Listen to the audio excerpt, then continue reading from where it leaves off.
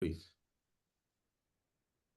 Hi everyone, thanks for joining. So today's webinar is called Kafka Unleash, powering real-time AI with streaming data. So our speaker today is Mr. Akmal, who's a very regular speaker at our webinars. And I'm Yukti. I'll be your host for this webinar. So I work at SingleStore and I'm in the marketing team. So one of my main jobs here at SingleStore is to organize these weekly AI webinars, putting together content and working with amazing speakers like Akmal and other folks that, uh, come up with this content, and we are lucky enough to present it to you all. So thanks everyone for joining, and I think we have a reasonable amount of people now. So can you please, yeah, so we have amazing sessions that are coming up. So as you can see on your screen, we have a auto register button that's there on our website.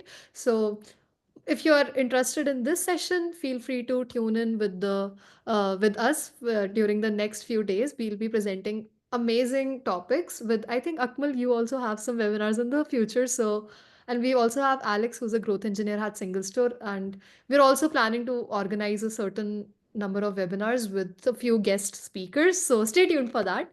And so for today's webinar, we are hoping that it's going to be like an interactive session for you all, and I'll be providing the resources for everything that you need, like so that you can make the best use of your time. So it will be there in the chat, and for any questions that you might have, I would like to tell you that we have a Zoom Q&A button which is present at the bottom of your console, and you can use that to interact with us. And if there's anything that you need from me or either Akmal, if you have any questions, even during the session, feel free to just interject with the using the Q&A button, and I'll relate to Akmal, and we can take care of it in case you get stuck. So as you can see on your screen, we have a link to the cloud trial. You can I mean, it's just like it's up to you if you want to sit back and relax and watch on and learn something, or if you want to have an active interactive session, you can go to the landing page that's present on the screen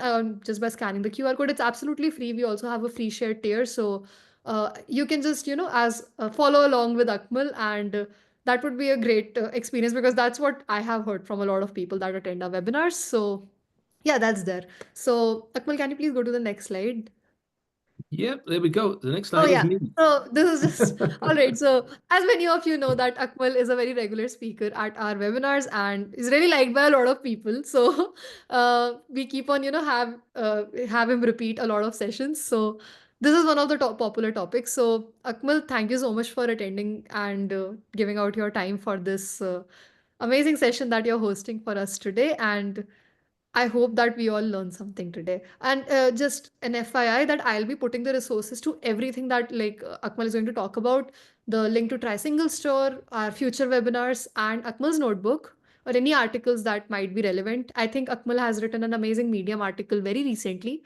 I'll be putting everything in the chat. So if you're interested, feel free to use those resources and sign up for single store during the webinar, and just follow along. So yeah, it's done from my side. Akmal, please take it away. And thank you so much, everyone, for joining.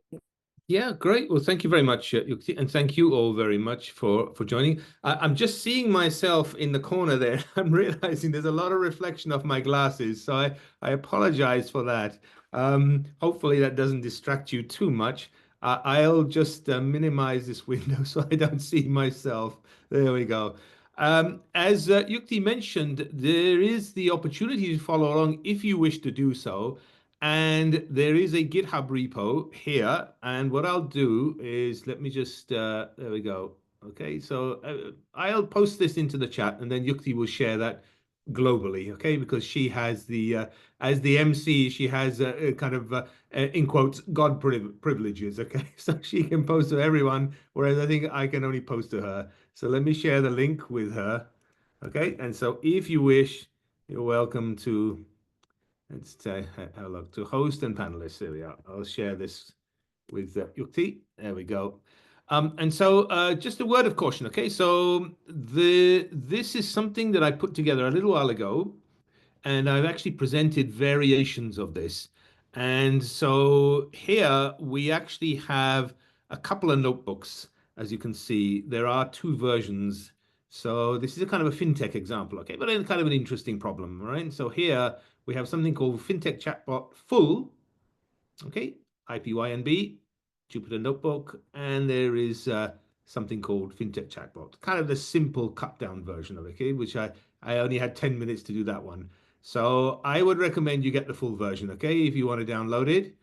There is some additional instructions just below here you can see. Now what this is I built a Python program for speech synthesis.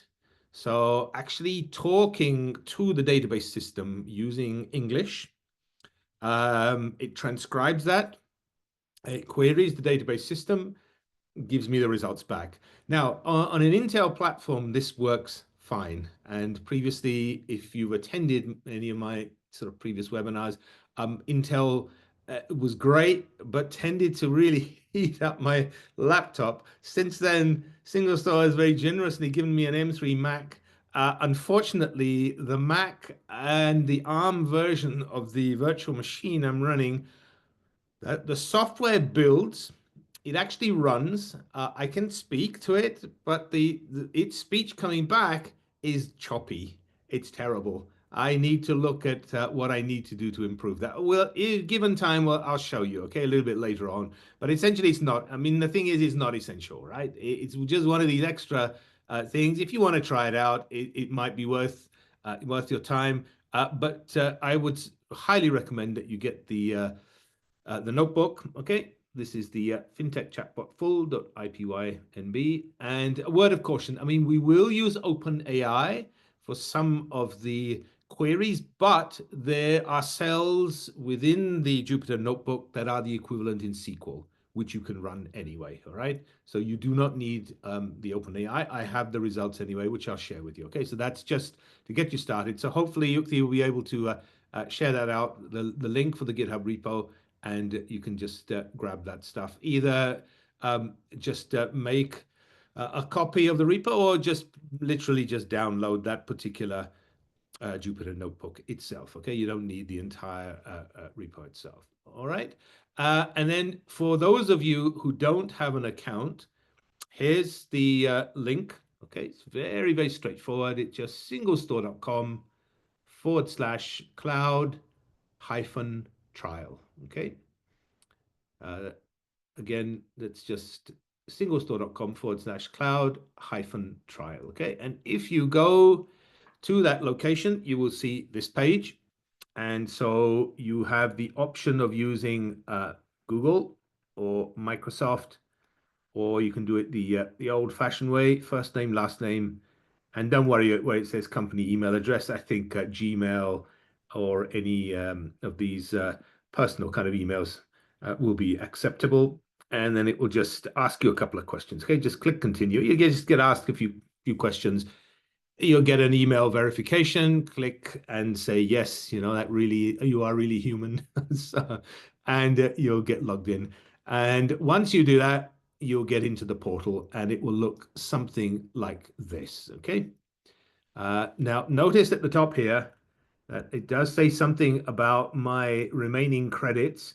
So I started out with a fair bit of credits, and I've only got $107 US dollars worth of credits remaining, but it's okay, you know. These accounts, you can create as many as you want. Yep, yeah, they are free. And so we'll get back to this in a moment, all right? And I'll show you. But the two things I wanted to do is, if you haven't signed up, please sign up and get it and grab the Jupyter Notebook if you want to follow along. Most of it, like I said, about 80 to 90% of it, you'll be able to do. It's just the bits that have OpenAI that you won't be able to do unless you really want to, and you have access to OpenAI. But if you're wondering how much is this going to cost, literally, it's like 1 cent. Something like that, or 2 cents US dollar in terms of US currency. All right, it's tiny amount, and so we'll get back to that shortly. Okay. All right, then. So my sort of agenda is very small. I don't have an enormous amount to discuss, principally because I want to get to straight to the demos and show you the Kafka integration, okay, and then the streaming data coming in. So I'll just do a brief introduction that we show a couple of slides that we normally do. We'll say a couple of words about fintech, and then we'll just deep dive into the demo straight away. Okay. Now, a disclaimer and an important one. Okay. So I'm going to be using some stock data, and it is entirely fictitious. Okay. So it's made up. This is purely for demo purposes. So please don't use any of this data for making any kind of financial decisions. Very important.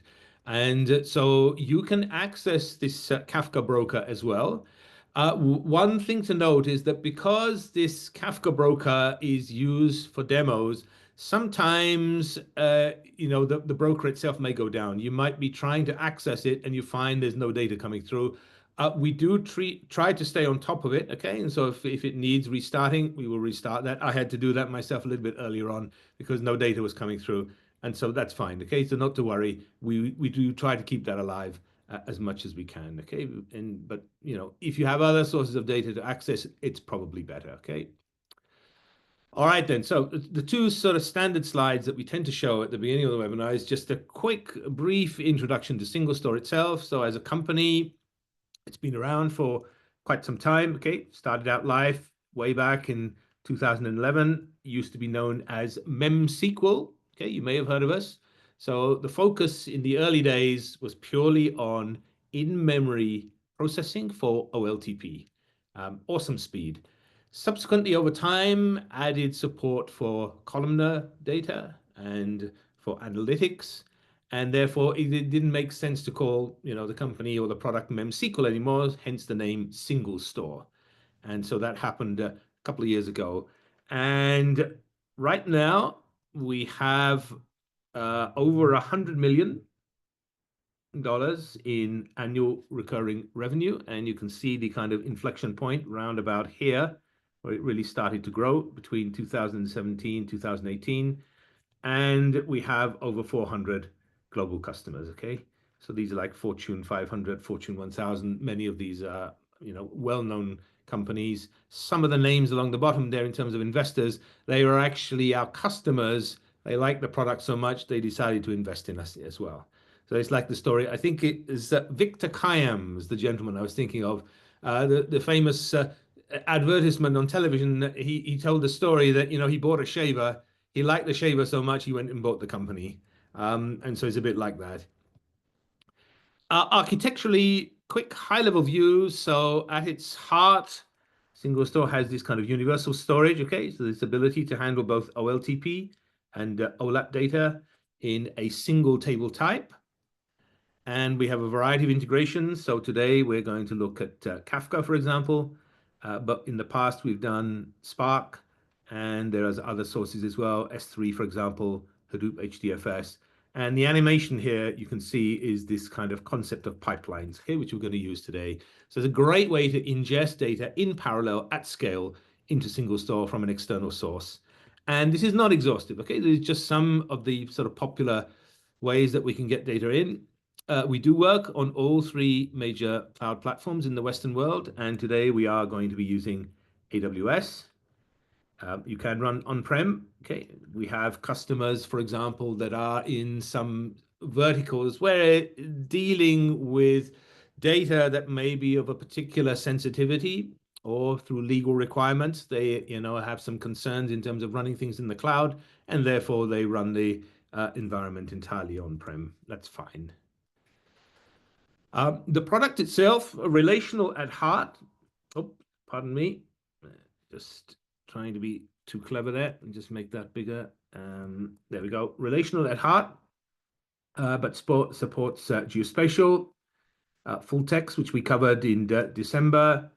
JSON, okay, that support has been there for a very long time, and it's improved over time as well. Plus the fact that we offer MongoDB compatibility through a product called SingleStore Kai, okay, which you don't pay extra for, okay, it comes as part of the overall offering. I actually covered that last week.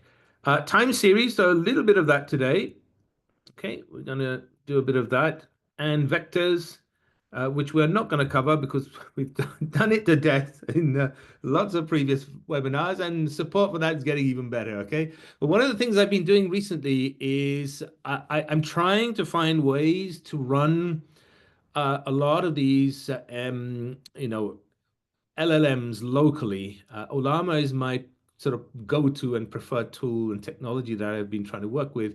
But I find that sometimes there are things that you want to do, and unfortunately, it doesn't quite work. So one thing that I'm interested in, for example, is how can I query a database system using natural language, but have that running locally. So today we're going to use natural language, but it's going to be in the cloud. I mean, and if you use something like OpenAI, for example, it works no problem. With Ollama, it doesn't really work, or works but partially, or gives incorrect results. And I think part of the issue there is just tool support. So, these are things that you only realize and discover through experimentation and trial and error. And again, I've tried that recently, and it is something that I'll write up as a blog post and share my findings. Okay, so other things in terms of dashboards, ad hoc queries, machine learning. Okay, so this is kind of completes the picture there.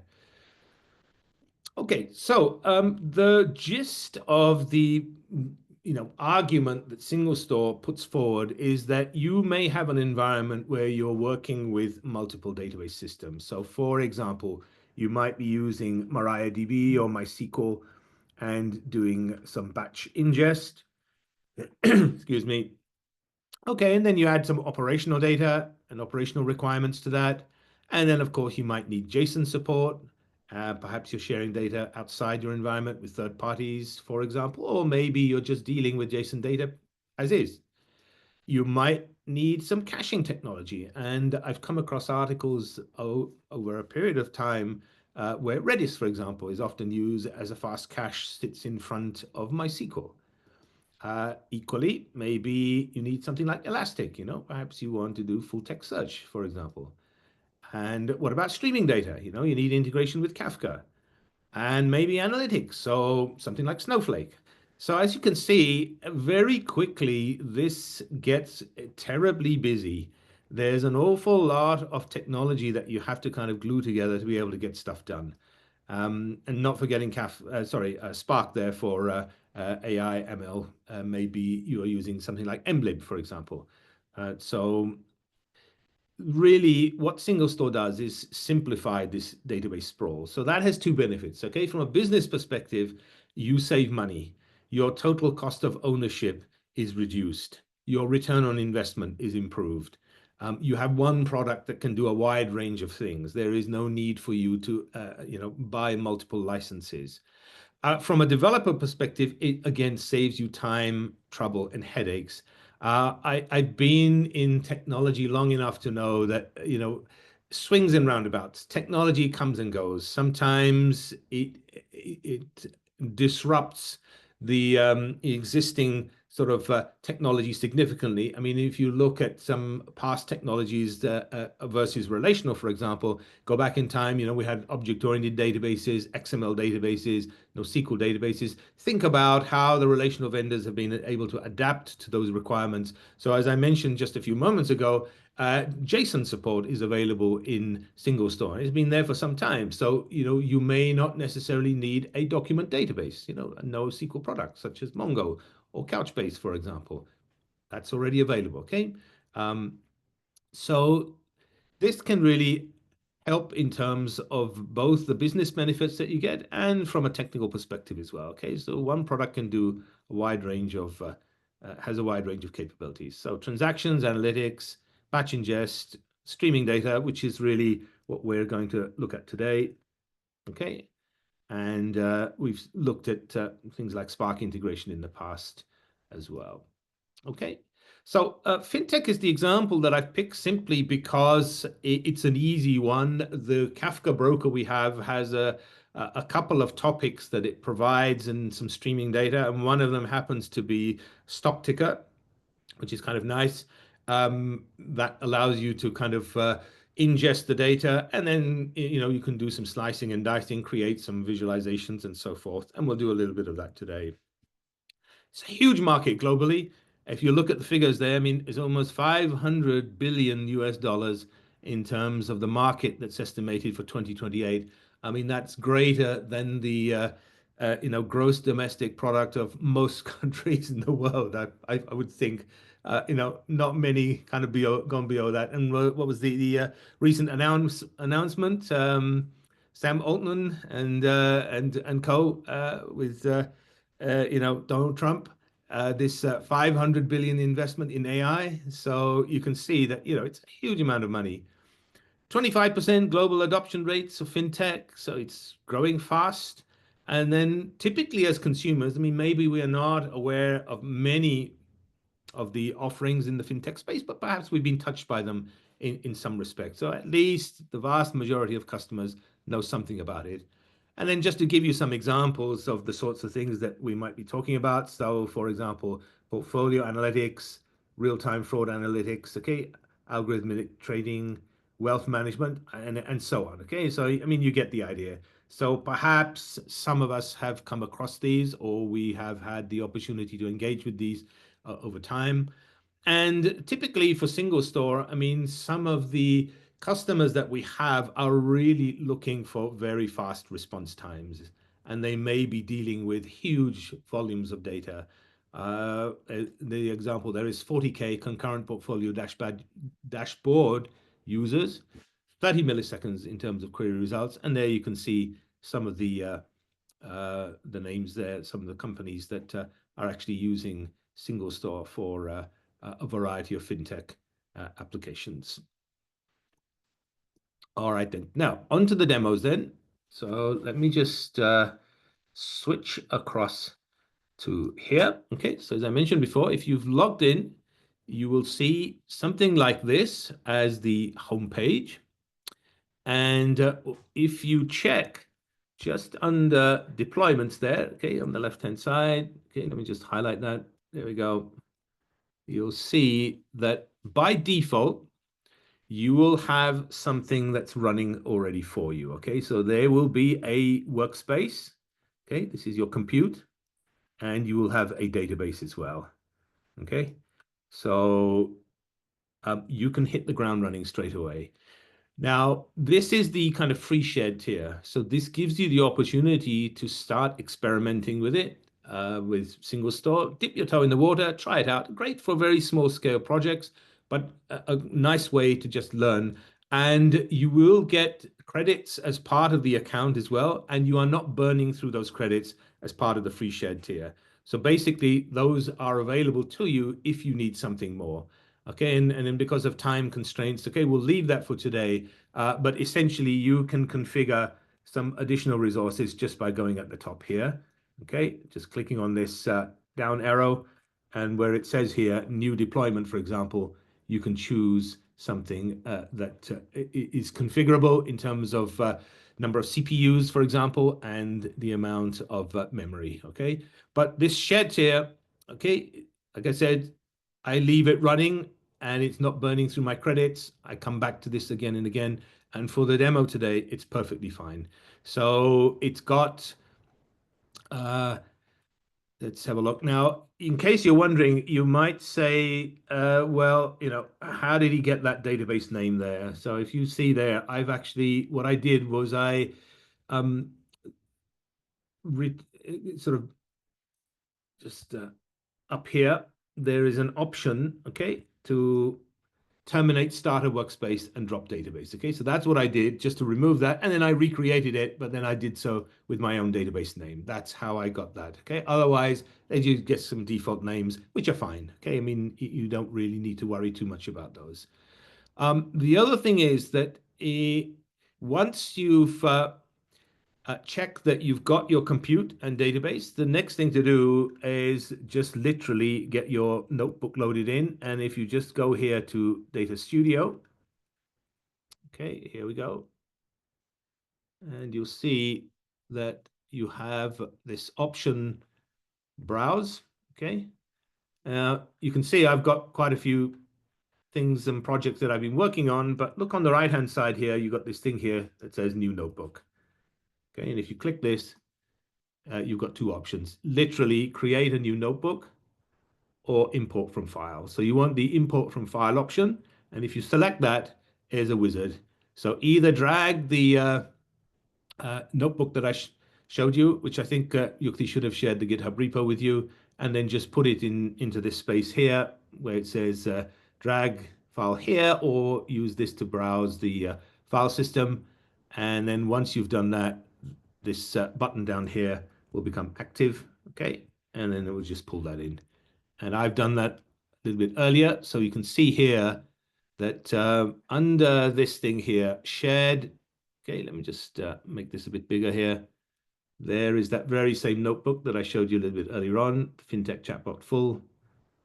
Okay, and here it is, ready to run. And at the top here, you'll see that it shows me the starter workspace and the database name, okay? So just check that those two are visible. Now, in this case, you can see I can do the pull down here, so I've got nothing else running. So there's nothing else to choose here. But if you decide to configure something yourself, then make sure you select that correctly. You need that because it needs to establish a connection to the database where you're going to store the data. Okay. All right. So hopefully that's fairly straightforward. So as I said, sign up, log in. Okay. Just check under deployment. You've got a starter workspace and database, and then just go to Data Studio, go to browse, locate the notebook, import it, and once you've done that, and check that your workspace and database are selected at the top, you're ready to go. And the only thing you need to do then, and again, you see the disclaimer here, just word of warning, just to make sure you're fully aware of this, okay? So please don't blame SingleStore if you're going to use this fake data for any other purpose other than this webinar, okay? So there we go.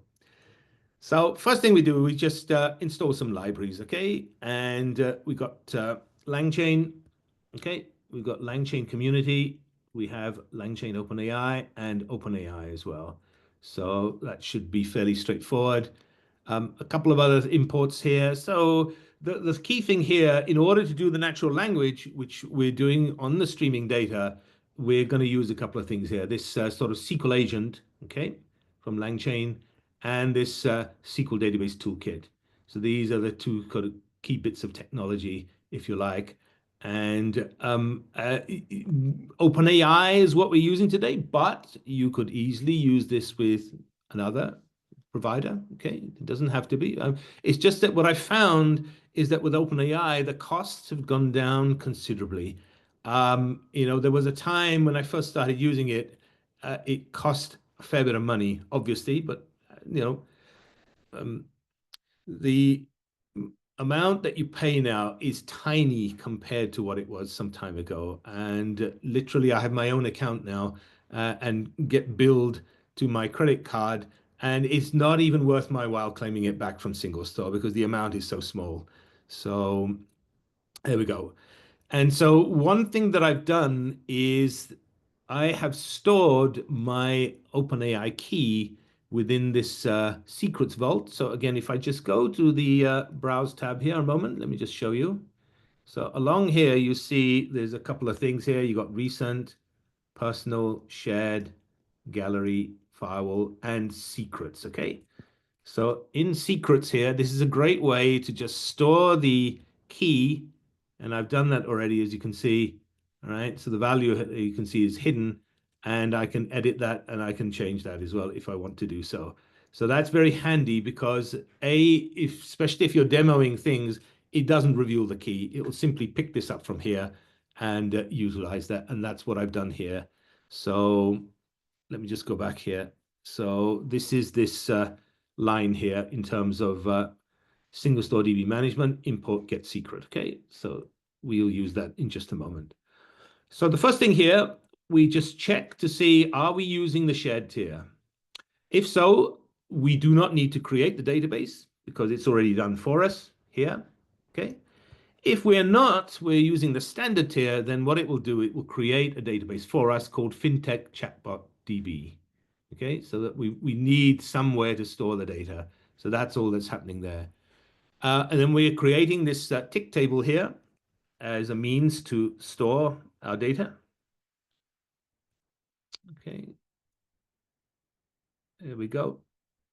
Right, so we've got a timestamp. We have open, high, low, closing price. the volume of trade, and we set the key as the timestamp. So very, very simple and straightforward, as you can see. Here is the key bit of sort of technology that we're using, this concept of pipelines, okay? So pipelines work with a variety of different technologies. You can create pipelines for other, sort of external sources of data. This happens to be Kafka. So you can see here, as load data Kafka, public Kafka, memcompute.com. So this is the broker that's available. So as I said before, we do try and keep that alive. And so it's got this stock ticker, which we're using. In this particular case, you see there's no additional, it's not asking for a username or password. It's public. I'll show you an example of where you might want to, how you could use it with something that's configured that requires credentials. Okay, we'll take a look at that in a moment. But essentially, we just set this up and describe what it is that we want to do. That our target is the tick table. That's where we want the data to go. And then, what is the field sort of terminator, if you like? Fields terminated by a comma. Okay, so it's comma separated values. And then just a description of what the structure looks like. So we've got the symbol, the timestamp, open, high, low, price, volume, and so on. Okay, so you do need to know something about the schema, if you like, the information, how it's structured, how it's coming in. And once you've done that, it creates the pipeline. Very straightforward. And then here we can just say adjust offset. Basically, all this is saying is, all right, go to the very beginning of the data, if you like. What is the earliest one that you can send me, and start from there? You may not necessarily want that, but in this particular case, we can take that. And then before we actually start the pipeline, we can test it and say, all right, in this case, I've decided, well, just show me one. And here you can see an example of the data that's coming in. Okay, that's what it's going to look like. So we have this symbol, MMM. Okay, and there's the timestamp. You can see, so it's done a little sort of 23rd of January 2025. Okay, 21, 40, 32. And then we've got open, high, low, price, and volume. Okay, so remember, all of this is made up. Okay, this is purely fictitious.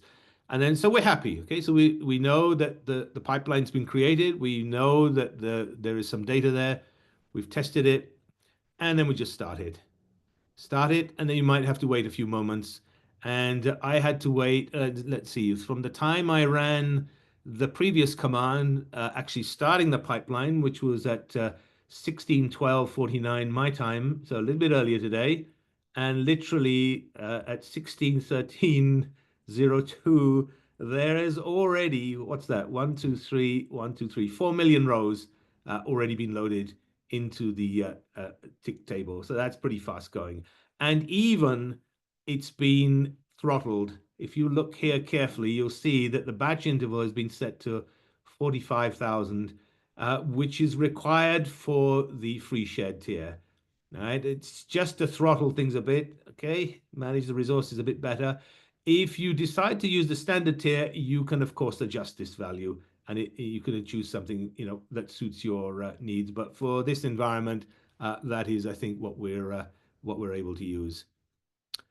So data is just streaming in now, and it will keep going until I stop it, or the data runs out, or the space is full. So the free shared tier does have limits in terms of storage. So I terminated this pipeline a little bit earlier on. This has got enough data in there, and then once it's in there, we can start doing things. So here, for example, using this SQL command just to create sort of candlestick chart, okay? And in this particular case, I'm just pulling out a couple of rows, anything to do with Apple here. So you can see that there's 2 entries here so far. Now, if I'd left this running a bit longer, probably I'd get a few more rows here. But in this particular case, it's only given me 2. And then once we've done that, here we just connect to the database system, okay? So you've got this handy kind of connection underscore URL, which relies upon this thing up here. That's why it's always important to check that you are connected to the correct workspace and the database so that this is pointing to the right thing. And once we do that, we can start to do something interesting. For example, we could create some nice visualization using a bit of Python here. You can see here that I've got these candlestick charts. So you can see here the green is kind of positive, right? And this one's kind of in the other direction in terms of movement. All right. Now, again, there's only two kind of data points there, I think. Not enough, but you let it run a little bit longer. And then because this feed, as I said before, there are certain guarantees with the connection. You know that Kafka provides certain guarantees in terms of delivery only once, for example. SingleStore does the same. So we ensure that it arrives once and that you can stop and restart the pipeline. But here, what we're trying to do then is to add something beyond that. So our feed is active. We're streaming data into SingleStore, and in this particular case, obviously, the free shared tier has some constraints in terms of resources. But if you have, say, a larger cluster of machines, let's say, you set yourself up with multiple leaf nodes, for example, okay, master aggregators, which is the mechanism that SingleStore uses. And then what you can do, you can ingest the data in parallel. And that gives you, better throughput, faster ingest, and using the scalability of the system actually to get the data in. And therefore, there's much more that you can do in terms of processing the data much faster, if that's critical to you. In this particular case, then all we've decided to do is to say, all right, so we know the data arriving.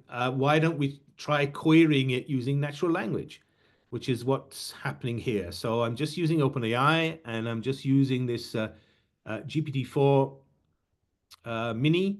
Okay, so set temperature to 0, be as deterministic as possible, set verbose to false. And then here is the bit of magic that's going on using LangChain. Okay, so essentially we set this up. We tell it that we are looking specifically at the tick table. That's useful because if you have a database system with lots of tables, you don't want it going off and asking and interrogating those tables. Okay, we keep it specifically focused just to the tick table, which we know currently that's all that exists. But just for safety, we set up the toolkit, we point to the database, set up the LLM, and then we create this agent. And then the agent then again gives us this ability to have a kind of a verbose mode, which is useful. So currently it's set to false. Again, gives us the ability to understand how the natural language is converted. Okay, what are the steps it's actually using to go away and ask that query of the database system.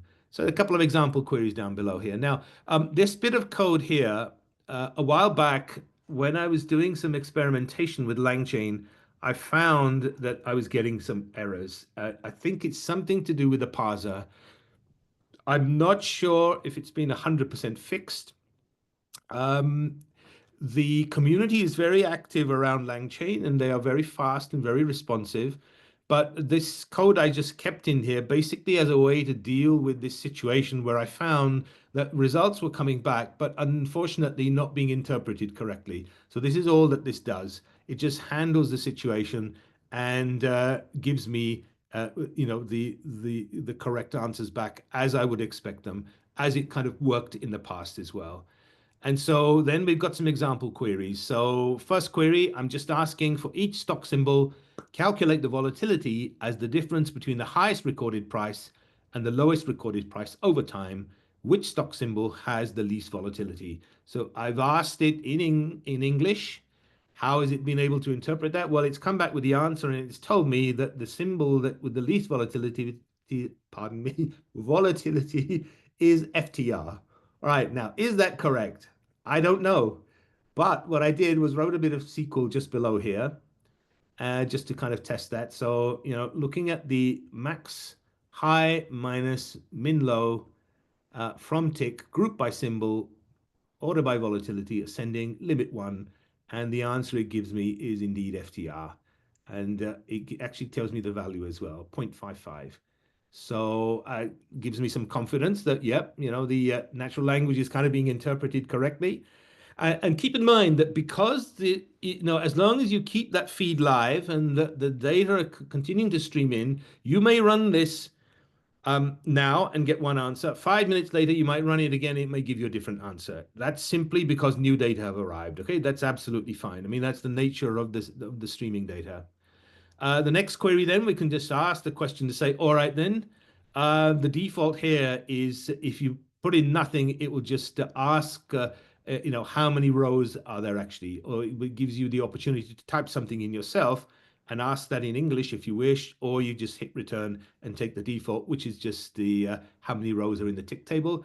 And at that point in time, when I ran this, which was a little bit earlier on at 4:15 my time, it was 22,367,162 rows were available at the time that it ran this. Now, I can run a simple select count star. Okay, again, I did that just moments later. Literally, let's have a look. A 0.04 of a second later, and there you can see, indeed, it gives me the exact same answer. All right, so again, bit of confidence there. Now, how could we extend this? So the speech recognition part, as I said before, if we have time, I'll show it to you, but we're kind of moving on a little bit of time. Let me show you the last 2 bits here, okay? So the bonus thing. So you might say, well, okay, you've shown me the ability to get some streaming data into the database system. And yes, I can query that. Yeah, I can do that using SQL if I want to. I can use Python if I want to, can do some visualizations if I want to do that. I could even ask in natural language, which is what you're showing me, and use LangChain to help me with that. That's fine. But what about if I want to extend this? Let's say I want to create a portfolio table. Let's say I've got some stocks that are already part of a portfolio that I hold. And how about finding some sentiment that is related to perhaps some of those stocks and shares as well? So here, what we've done is I've created a simple portfolio table. Okay. And I'm going to fill it in with some information as well. And then I've got some stock sentiment as well. So this stock sentiment has been derived from real data. And what I've done is I used WebAssembly and I created a function and I converted that into the right format, generating the sentiment as well. And that's available as a zip file, and you can download that and you can just upload that into the environment. So I've done all the hard work for you for that. Okay. So here's the portfolio. So as you can see, I've picked some shares here. There's kind of Apple, Microsoft, Google, Amazon, Tesla. I think that's Netflix. Again, beware that I just made these numbers up, okay? So please be aware of that. So that's my portfolio. Got 6 companies that I've invested in, and the number of shares that I hold, as well as the purchase price and the date, okay? And I can just check the portfolio table, then say, okay, what's the value of all of this then? And give me, this is using a bit of SQL here. So the total value of that, the grand total is, what's that? It's 176, I think that's in US dollars. Okay, so 176,592 US dollars. That's what my portfolio is currently worth. And then here, in terms of stock sentiment, okay, so this is the link to the zip file that contains the all the data. I think it's around about 100 megabytes, but it's got quite a bit of data in there already, and just some instructions there in terms of loading that into this environment. So there's a couple of ways that you could do it, and there's some examples there of some fictitious usernames and passwords. Okay, so just to show you the format, and I actually followed that a little bit earlier on. And for the stock sentiment table, then we've got sentiment, okay, which consists of positive, negative, and neutral, okay? So this is based upon headlines for these articles. So you can see an examples of Marvell's MRVL, Q1 earnings, and revenue surpass estimates. Okay, so that's the headline for the article itself. There's a body associated with that. And so what this has done is the mechanism I've used using some Rust code and WebAssembly is generate these sentiments. And so in this particular case, you can see for this row, positive is 0, negative is 0. It thinks that it's one, absolutely neutral. A little bit further down, you'll see an example here where we've got a confused Goldman no longer expects S&P to drop to 2,400, but sees no market upside either. So for that one, positive is 0. Negative, you can see, is about 0.4, and then neutral is about 0.6. Okay, so this uses something called VADER, Valence Aware Dictionary and Sentiment Reasoner.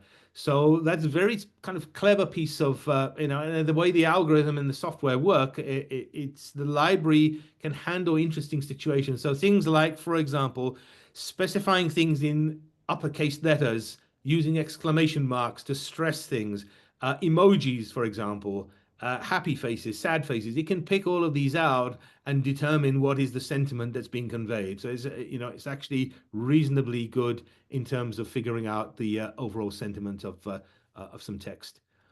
And then here, what we're doing is just redoing this, okay, using LangChain's the agent again. But this time, notice that we've said, okay, use the tick table, use the portfolio, and the stock sentiment. These are the three tables that we want to look at now.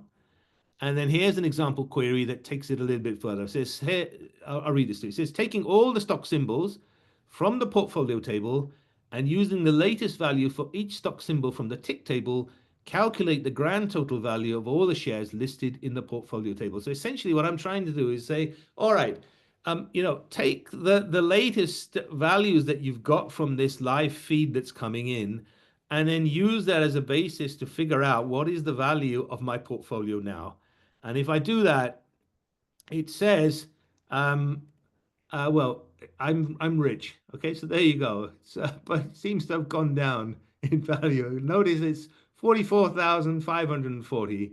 So the grand total value of all the shares listed in the portfolio table. So yeah, I'm all right. I started off with nothing. Okay, literally. I mean, it's just digital. Okay, but it seems to think that that's what the value is. Now, how do I verify? So a little bit of SQL code there to do the same thing. Okay, and we get the correct answer, and indeed it agrees with the value that the natural language returned. Okay, and then taking this again a step further here, saying using the symbol Apple, show me the date and the most positive sentiment in the stock sentiment table and the current best price for this symbol from the tick table. So again, it goes away and then comes back and says, okay, well, Apple was on this particular date. What was the sentiment? So it gives me the sentiment, and the current best price for that was 116.30. Again, you see a fair bit of SQL there to achieve the same result there, but we do get something very similar. So the date is correct. That is correct. This is slightly out, okay, but it could be due to rounding. Okay, so if we take a look at there, it was 0.3, and there it's 0.27. But other than that, it agrees very well with the results.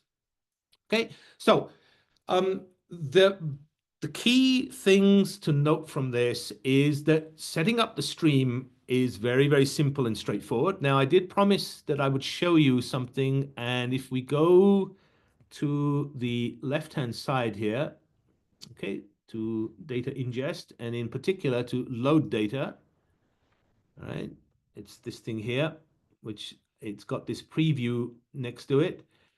If you have a look in this list, you will see that there is a notebook here specifically for Kafka. Right?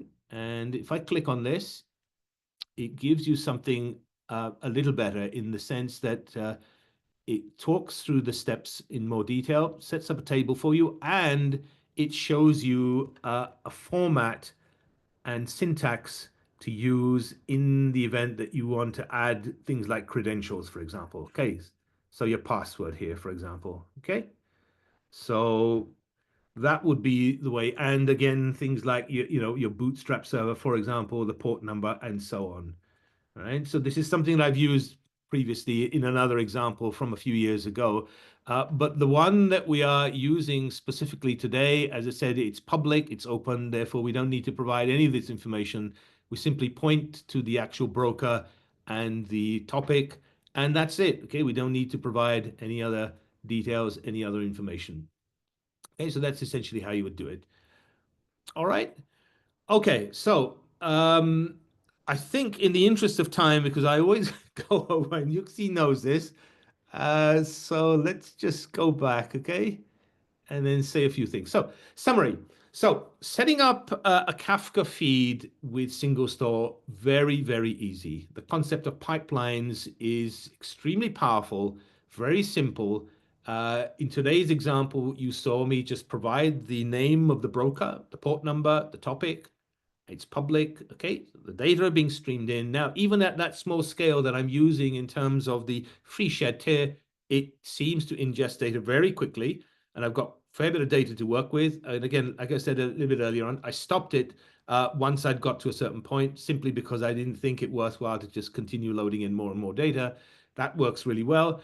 And then, of course, as the data are being loaded, or even if I stop, I can do interesting things, okay? Either through SQL or through Python, or as you saw today in terms of LangChain.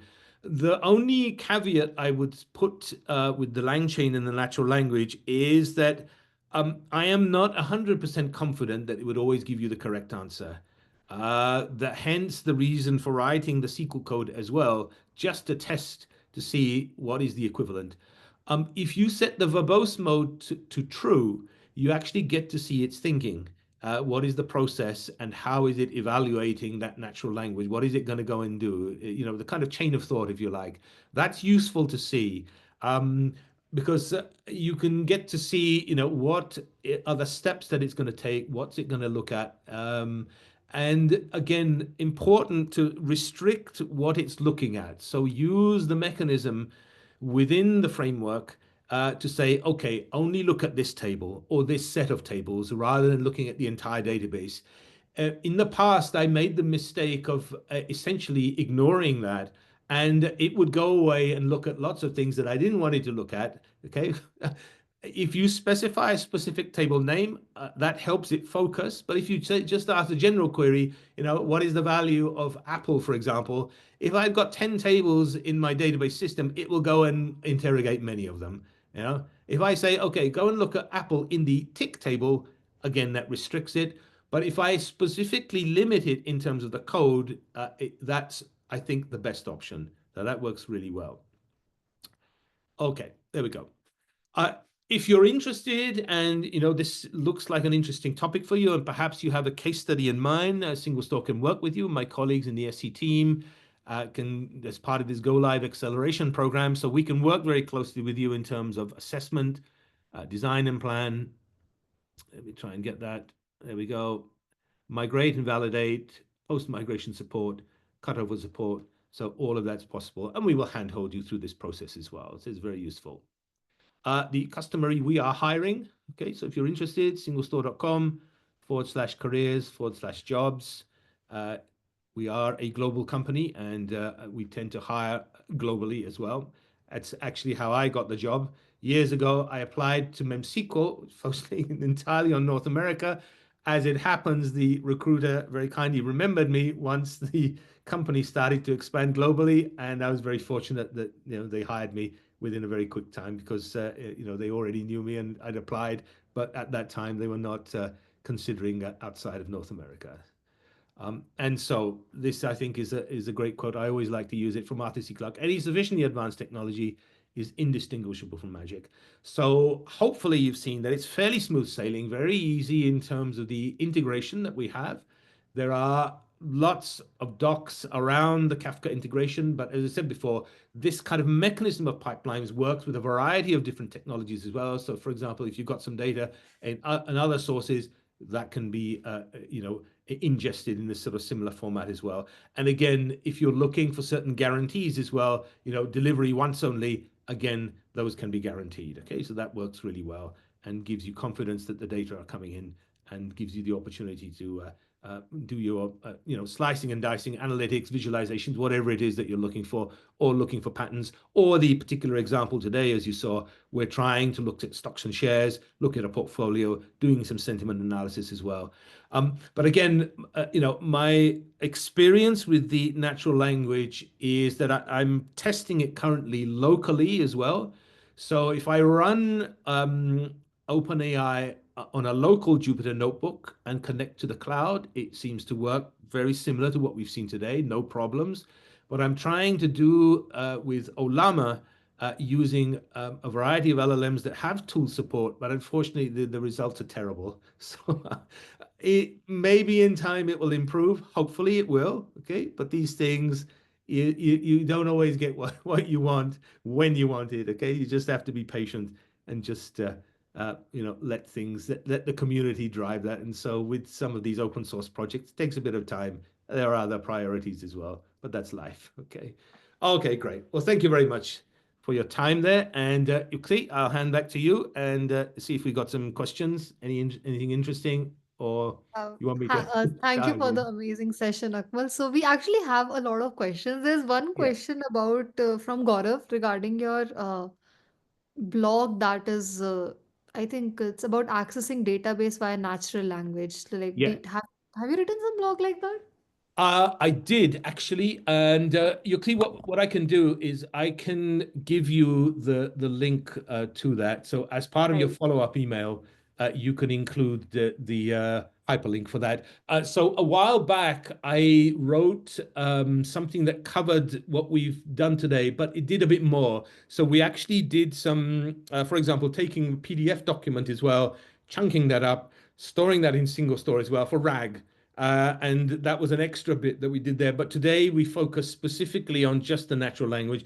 And as you saw, with something like LangChain, and I think Llama Index is very similar as well, the framework essentially allows you to do this very easily. And it has the built-in support for being able to ask these questions in English.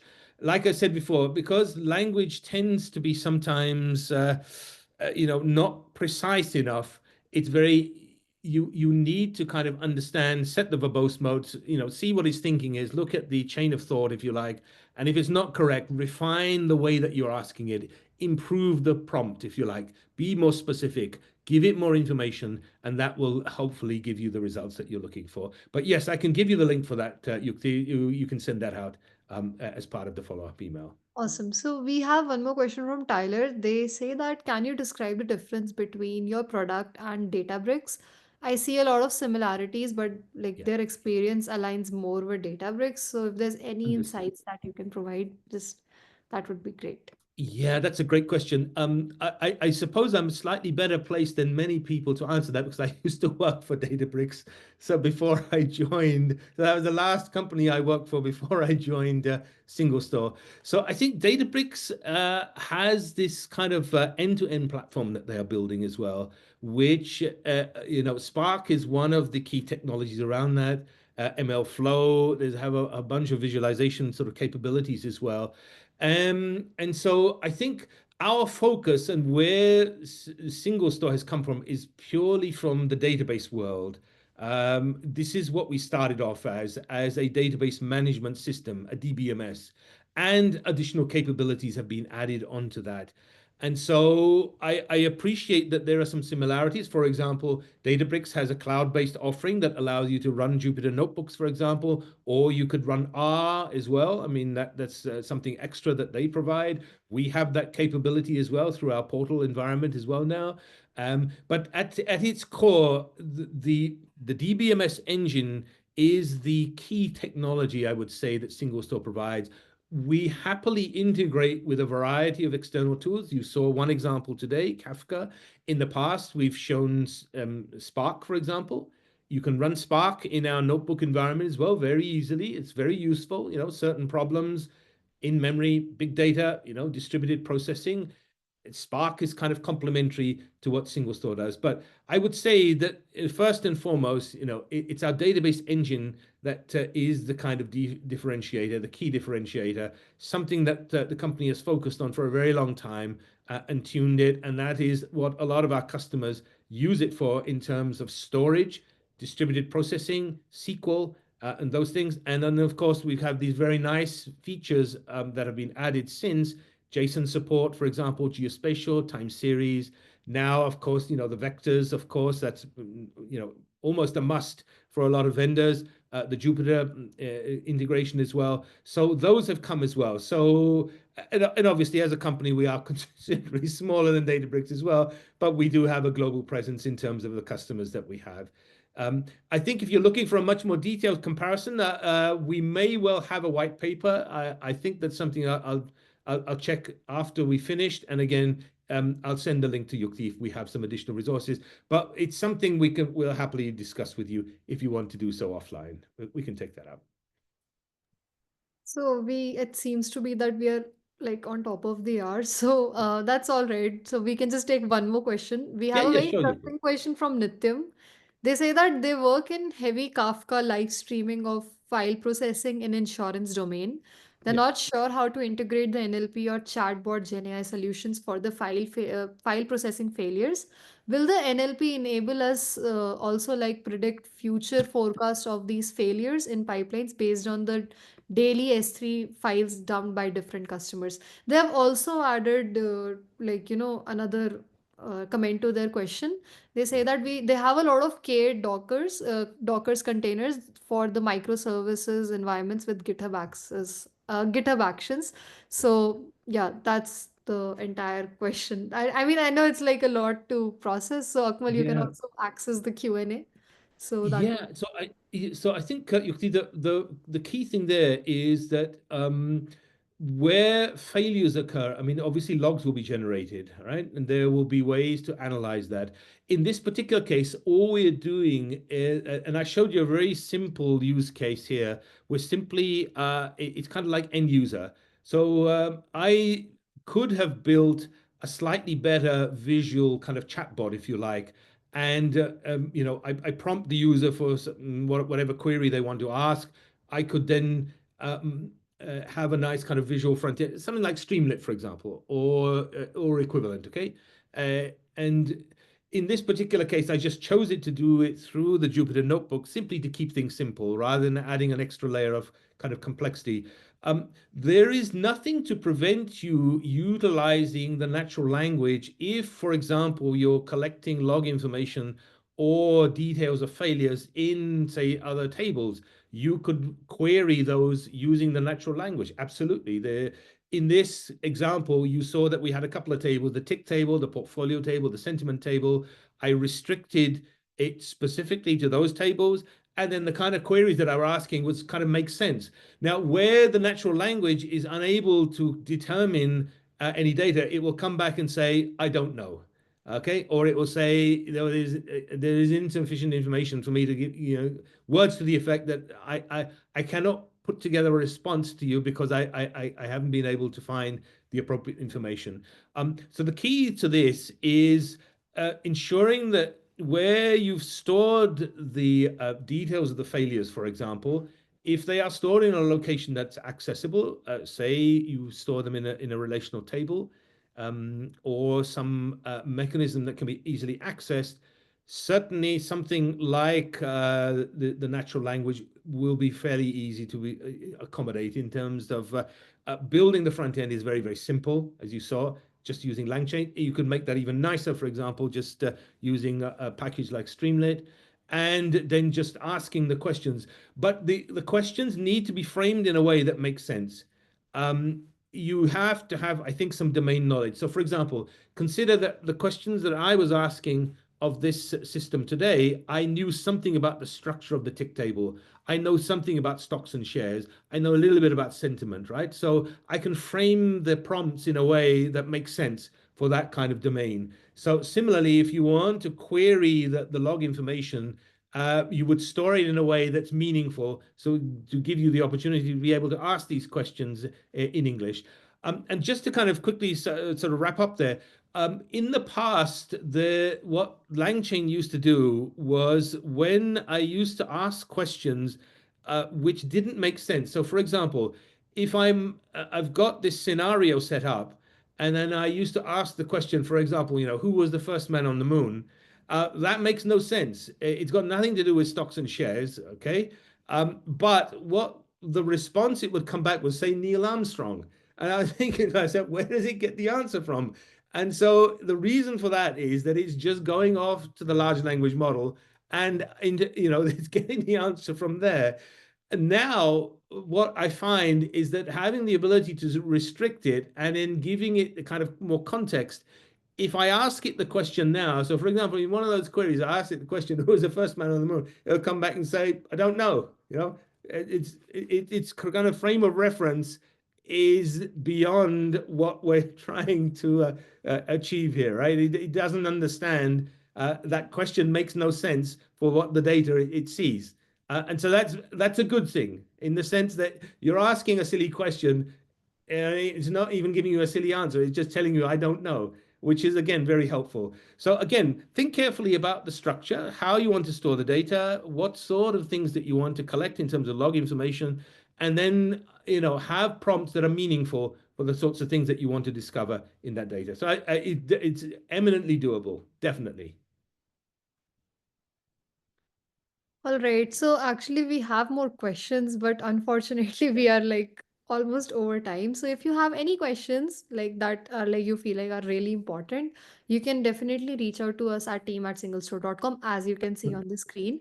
Or you can also reach out to me on LinkedIn for any feedback or any questions that you have regarding the session. If there's any projects that you're working with, you want to share with us, and you want us to actually organize a webinar on that, very happy to do so. We always appreciate any ideas that are coming forward. So uh, would absolutely love that. And Akmal, thanks amazing for this amazing session, and I hope to see you all for the next session. If you like today's session, feel free to tune in for like our future webinars that are going to happen in the following few weeks. So thank you so much. You all will receive a recording of this session and a follow-up email. So stay tuned for that, and I'll make sure to give you all the resources that you would need for anything that you would that is relevant for the session. So Yeah, thanks I'll everyone for send you joining. those, Yukti. So sorry All to right, interrupt. yeah, I'll send you the links absolutely, momentarily. We're just going to finish now. So I'll Slack you absolutely, those resources, okay? So you can send those. absolutely. So yeah, that's absolutely okay. So